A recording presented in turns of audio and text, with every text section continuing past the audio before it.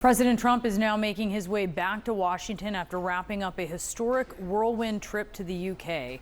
Moments before leaving, the president, who was standing alongside British Prime Minister Keir Starmer, made news on several key fronts, including Gaza, a surprise announcement on Afghanistan and Ukraine. The president saying of Russian President Vladimir Putin, quote, "He's really let me down."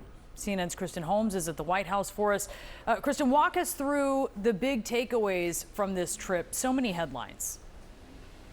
So many headlines, but I really do think likely the biggest takeaway is that both men are breathing a sigh of relief that it went well. You could really see them, even though their politics couldn't be more different, getting along when they stood next to each other during that press conference. At one point, President Trump was deferring to Starmer and letting him answer questions, put his hand on his back. And you could tell that Starmer was clearly avoiding questions that would highlight any of the non-aligned types of politics that the two men currently hold. Now, in terms of what news was made, I'll start with the non-foreign international news, which was really some of the big stuff, but it was the investments. Both sides announced these major investments. We heard from a number of U.S. companies, including Microsoft, saying that they were going to invest $200 billion in Britain. We also saw British companies, including one pharmaceutical company, saying they were going to invest in America. So a win for both sides there. But then when it comes to the international news, much of which came out during that press conference, there were some key differences that we saw, but I'll start with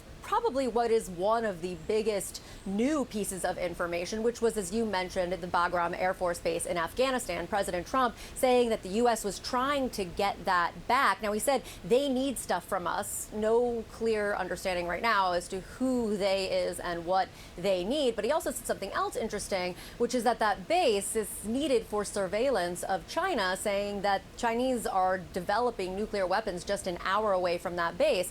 The other big point, Russia-Ukraine. Now, they both men seemed aligned on the fact that they wanted a ceasefire, but how they were going to press Putin, that seemed to be where they disagreed, both pushing for more financial repercussions on Russia. But of course, President Trump focused more on European countries stopping buying oil from Russia. And here's what the president said about Putin.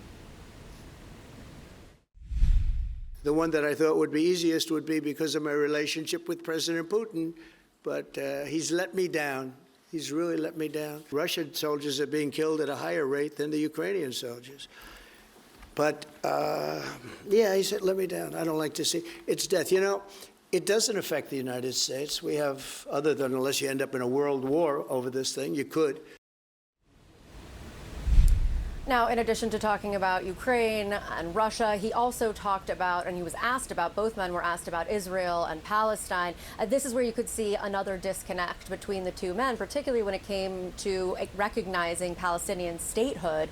Starmer saying, you know where I stand. President Trump saying, this is where we disagree. Of course, the Trump administration has said it will not recognize Palestinian statehood. All right, Kristen Holmes, live for us at the White House. Thank you.